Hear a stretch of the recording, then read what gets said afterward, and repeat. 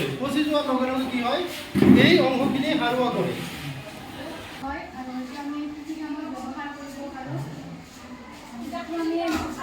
যেনেকুৱা এইটো কলপাতত আমি ভাত খাব পাৰোঁ তাৰপিছত আৰু এইটো আমি মাছৰ ক্ষেত্ৰত ব্যৱহাৰ কৰিব পাৰোঁ মাছক আমি খাদ্য হিচাপে দিব পাৰোঁ তাৰপিছত কলগছৰ পৰা আমি কল পাওঁ খাবলৈ আৰু কলৰ যিটো ডুঙাটো আছে ইয়াতে কলগছৰ ডুঙা হয় তো ইয়াৰ পৰা আমি ৰেচম ওলাব পাৰোঁ তো আমাৰ লাগে কামত আহে তো ৰেচম আমি ওলাব পাৰোঁ ইয়াৰ পৰা আৰু ইয়াতে মানে ভাত চাতো খোৱা হয় আৰু কলপাতত ভাত খোৱাটো আমাৰ শৰীৰৰ কাৰণে ভাল হয় কলপাতত মানে ভাত চাত খালে মানে আমাৰ বেমাৰটো মানে কমকৈ হয় কেঞ্চাৰ ইমান বেছিকৈ নহয় কলপাতত ভাত খোৱাৰ কাৰণে কলগছৰ পৰা আমি মানে কলগছটো কাটি দিলে এটা পানী ওলাই আহে সেইটো পানী খালে আমাৰ দেহৰ কাৰণে ভাল হয় সেইটো পানীটো আমাৰ স্বাস্থ্যৰ কাৰণে ভাল সেইটো পানীটো খালে আমাৰ বেমাৰটো কমকৈ হয় বস্তু আমি ব্যৱহাৰ কৰিব নাজানো আৰু তাৰে ভিতৰত হৈছে কলপাতে আমি বহুতো খাদ্য খাব পাৰোঁ ভাত বিভিন্ন খাদ্য তাৰপিছত আমি যেনেকৈ বাহিৰৰ ডিছ প্লাষ্টিকবিলাক ব্যৱহাৰ কৰোঁ আমি সেই প্লাষ্টিকবিলাক মাটিত পেলাই দিলে সেইবোৰ তাৰমানে পচি যাবলৈ বহুত টাইম লাগে আৰু মাটিখিনিক মানে নষ্ট কৰে আৰু যদি আমি এই কলপাতবিলাক মাটিত পেলাই দিওঁ তেতিয়া মানে একো মাটিৰ অনিষ্ট নকৰে অথচ মাটি সাৰুৱা কৰে আৰু এই কলপাতত চাউথ ইণ্ডিয়াৰ মানুহবিলাকে বিভিন্ন খাদ্য খায় আৰু সেই হিচাপে আমিও কলপাতত বিভিন্ন খাদ্য খাব পাৰোঁ আৰু এইবিলাক হৈছে কলৰ দনা য'ত আমাৰ বিভিন্ন বিয়া সকাম আদিত ব্যৱহাৰ কৰা হয় এইবিলাক আচলতে অতীতত হৈছিল এতিয়াও হৈ আছে আৰু এইবিলাক মাছৰ খাদ্য হিচাপে ব্যৱহাৰ কৰিব পাৰি আৰু কলপাতক আমি বিভিন্ন মানে বজাৰ হিচাপে আমি ল'ব পাৰোঁ বিভিন্ন বস্তু আমি ইয়াৰ পৰা বনাই আমি বিক্ৰী কৰিব পাৰোঁ আৰু এইখিনি কৈয়ে মোৰ বক্তৃতা সামৰণি কৰিছোঁ আমি সকলোৱে জানো যে বিকশিত ভাৰত 2025 প্ৰগ্ৰাম চলি আছে প্ৰগ্ৰামৰ কাৰ্যসূচী মতে আমি সকলোবোৰ লোকেই এই যিটো আইডিয়াৰ ওপৰত আমি আজি আলোচনা কৰি আছোঁ ল'ৰা ছোৱালীসকলে এতিয়া আমাৰ কলৰ দনা আৰু কলপাতৰ গুণাগুণৰ ওপৰত কথাখিনি বুজাই দিলে আশা ৰাখোঁ এই যি কথাখিনি ল'ৰা ছোৱালীয়ে আমাৰ সন্মুখত উপস্থাপন কৰিলে আৰু এই কথাখিনিৰ জৰিয়তে বাকী ল'ৰা ছোৱালীখিনি জানিলে নিশ্চয় উপকৃত হ'ব বুলি মই ভাবোঁ আৰু এই কলৰ দনা আৰু কলপাতৰ ব্যৱহাৰৰ জৰিয়তে আমি এখন সুন্দৰ প্ৰদূষণমুক্ত সমাজ গঢ়িবলৈ সক্ষম হওঁ তাৰেই কামনা কৰিছোঁ উপস্থাপন কৰিছা ইয়াৰ পৰা আমি এটা কথা বুজি পাইছোঁ যে কলপাত বা কলৰ দনা যিটো আমাৰ অসমীয়া সমাজত প্ৰচলিত হৈ আছে এইটো আমাৰ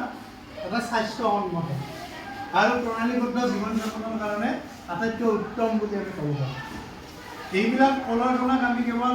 খাদ্য হিচাপে গ্ৰহণ কৰোঁ হয়নে আমি জানো খাৰ খোৱা অসমীয়া বুলি কয় আমাক ইয়াৰ পৰা আমি খাৰ প্ৰস্তুত কৰিব পাৰোঁ আৰু অন্যান্য ব্যৱহাৰো ইয়াৰ নিশ্চিতভাৱে আছে এতিয়া প্ৰথম ব্যৱহাৰটো হৈছে কি যে অতীজৰে পৰা আমি দেখি পাইছোঁ পৰম্পৰাগতভাৱে অসমীয়া সমাজ ব্যৱস্থাত আমি বিভিন্ন ধৰণৰ যেতিয়া আমাৰ সকাম হয় বিয়া সভা আদি হয় তেতিয়াহ'লে আমি দেখিছোঁ কলপাত নতুবা কলৰ দনাৰে আমাৰ কি হয় থাল হিচাপে আমি ব্যৱহাৰ কৰোঁ যিবিলাক আজিকালি বজাৰত আমাৰ বিভিন্ন ধৰণৰ কি হৈছে থাৰ্মকল হওক বা অন্যান্য কেমিকেলযুক্ত ডিছেৰে আমাৰ ভৰি পৰিব সেইবিলাক আমি আমাৰ থাল হিচাপে ব্যৱহাৰ কৰোঁ হয়নে তাৰ জৰিয়তে আমাৰ বিভিন্ন ধৰণৰ প্লাষ্টিকৰ কণিকা বিভিন্ন ধৰণৰ কেমিকেল আমাৰ ভিতৰতে বিভিন্ন ধৰণৰ বেমাৰৰ সৃষ্টি হৈছে কিন্তু এইবিলাক আমি প্ৰাকৃতিকভাৱে উপলব্ধ থাক যাৰ আমাৰ কি আছে স্বাস্থ্যসন্মত বিধিগত গুণাগুণ ইয়াত আছেনে নাই গতিকে আমি বজাৰত যিবিলাক উপলব্ধ হৈছে ডিছ এইবিলাক আমি ব্যৱহাৰ নকৰি আমি এইবিলাকৰ জৰিয়তে তাক ৰিপ্লেচ কৰিব পাৰোঁ হয়নে নহয় ইয়াৰ জৰিয়তে আমি কি কৰিব পাৰোঁ গ্ৰাম্য অৰ্থনৈতিক ভেটিটো গঢ় দিব পাৰোঁ হয়নে নহয় আমি যে বিভিন্ন ধৰণৰ বজাৰৰ পৰা ডিছবিলাক ক্ৰয় কৰোঁ তাতকৈ যদি আমি এইবিলাক বজাৰত আমাৰ স্থানীয় বজাৰত যদি আমি উপলব্ধ কৰিব পাৰোঁ তোমালোকে দেখিছা আজিকালি অনলাইনতো কলপাতৰ বিক্ৰী হয় দক্ষিণ ভাৰতত ইয়াৰ ব্যৱহাৰ প্ৰচুৰ পৰিমাণে হয় নে নহয় দক্ষিণ ভাৰতত ইয়াৰ ব্যৱহাৰ প্ৰচুৰ পৰিমাণে হয় গতিকে ঠিক একেধৰণে আমি এই সম্পৰ্কে যদি আমি সৰহ হওঁ এই সম্পৰ্কে যদি আমি কাম কৰোঁ তেতিয়াহ'লে আমি গ্ৰাম্য অৰ্থনীতিক এটা নতুন ৰূপ দিব পাৰিম নে নাই পাৰিম নে নাই তোমালোকে কোৱা পাৰিম আৰু দ্বিতীয়তে আছে এই প্ৰদূষণমুক্ত এই যে ডিছবিলাক আমি ব্যৱহাৰ কৰোঁ যিবিলাক আমি ওৱান টাইম ডিছ বুলি কওঁ ঠাইতে পেলাই দিলোঁ বা পুৰি পেলালোঁ তাৰ পৰা আমাৰ কি হয় জুই লগাই দিলে আমাৰ বায়ু প্ৰদূষণো হয় মাটিৰ প্ৰদূষণ হয় বিভিন্ন ধৰণে আমাক সমস্যাৰ সৃষ্টি হয় কিন্তু এইবিলাক যদি আমি এবাৰ ব্যৱহাৰ কৰি যদি আমি পেলাই দিওঁ ই কি কৰিব মাটি সাৰুৱা কৰিব ই বায়ু প্ৰদূষণ নকৰে ই কোনো ধৰণৰে প্ৰদূষণ নকৰে বৰঞ্চ ই আমাক কি কৰিব মাটিক সাৰুৱা কৰিব সেইকাৰণে আমি এইবিলাক ব্যৱহাৰ কৰিব লাগিব এইবিলাকৰ জৰিয়তে আমি এখন বজাৰৰ সৃষ্টি কৰিব পাৰোঁ অৰ্থনৈতিকভাৱে স্বাৱলম্বী হ'ব পাৰোঁ সকলো ধৰণে আমি এইবিলাক বস্তু আগুৱাই নিয়াৰ কি কৰিব লাগে চেষ্টা কৰিব লাগে কলগছৰ পৰা আমি ফল পাওঁ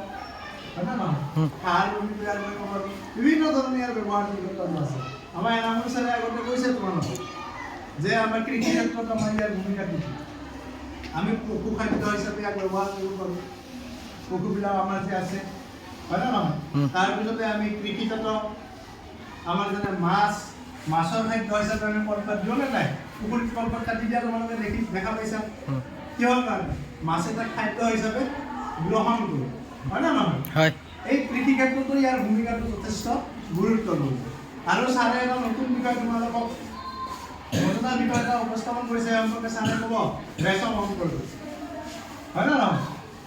এই গতিকে ইয়াৰ বহুল প্ৰচলনৰ ওপৰত আমি গুৰুত্ব দিব লাগিব তেতিয়াহে আমি ভোকেল ফৰ লোকেল আমি আত্মনিৰ্ভৰ ভাৰতৰ কথা যি কৈ আছোঁ তেতিয়াহে আমি সফল হ'ব ইয়াত আমি কেনেধৰণে আমাৰ গ্ৰাম্য আৰু এই ল'ৰা ছোৱালীবিলাকক সচেতন কৰিব এইকাৰণে বিচৰা হৈছে ইয়াৰ জৰিয়তে যাতে আমি আমাৰ স্থানীয় বস্তুবিলাকক লৈ অধিক সৰহ হ'ব পাৰোঁ স্থানীয় বস্তুবিলাকক আমি বিশ্বৰ বজাৰলৈ লৈ যাব পাৰোঁ বিশ্ব বজাৰ মানে কি কেৱল অসমতে নহয় আমি অসমৰ চাৰিসীমাৰ বাহিৰত দেশৰ চাৰিসীমাৰ বাহিৰত আমি আপোনাৰ বজাৰ সৃষ্টি কৰিব পাৰিব লাগিব হয় নে নহয় ইয়াৰ পৰা আমি বিভিন্ন ধৰণৰ সামগ্ৰী তৈয়াৰ কৰিব পাৰোঁ গতিকে আমাৰ ৰেচম সম্পৰ্কে ছাৰে কিছু কথা তোমালোকক কওঁ ধন্যবাদ ছাৰ তো তোমালোকে নিশ্চয় গমেই পাইছা যে কলৰ যিটো ডঙা এই ডঙাৰ পৰা ৰেচম উৎপাদন হয় আৰু এইটো উন্নত দেশসমূহত এই ৰেচমৰ প্ৰয়োগ আৰু চাহিদাটো খুব বেছি কাৰণ ইয়াৰ পৰা কোনো ধৰণৰ প্ৰকৃতিৰ কোনো ক্ষতি নহয় মাটিয়ে হওক নাইবা বায়ুৱে হওক প্ৰদূষণ নহয় আমি আমাৰ যিটো ইনিচিয়েটিভ দিছে ভোকেল ফৰ লোকেল এইটোৰ মেইন মটোৱেই হ'ল কি প্ৰকৃতিখন মানে কি স্বাস্থ্যকৰ কৰি ৰখা আৰু ইয়াৰ জৰিয়তে যাতে প্লাষ্টিক বা অন্য বস্তুৰ ব্যৱহাৰ আমি কমাব পাৰোঁ তাৰ যত্ন লোৱা আৰু যিহেতু এইটো আমাৰ লোকেল পোৱাই যায় সেই হিচাপে ইয়াৰ প্ৰয়োগটো আমি ভালকৈ কৰিব লাগিব জানিব লাগিব আৰু ইয়াৰ পৰা কি অৰ্থনৈতিক দিশটো আমি সবল হ'ব লাগিব সেইটোৰ বিষয়ে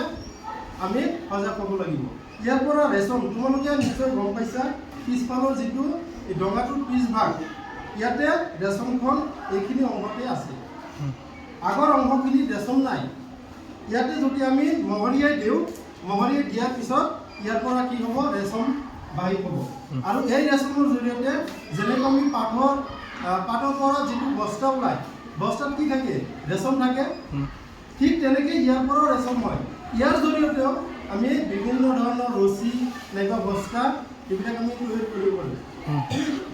বুজি পাইছা আৰু আমি আগন্তুক দিনত ইয়াক কেনেকৈ ভাল এটা বজাৰত দিশলৈ আমি গতি কৰাব পাৰোঁ তাৰ বিষয়ে আমি কি কৰিব লাগিব সজাগ আৰু সচেতন হ'ব লাগিব যাতে এইটো ওৱান টাইম ইউজ নহয়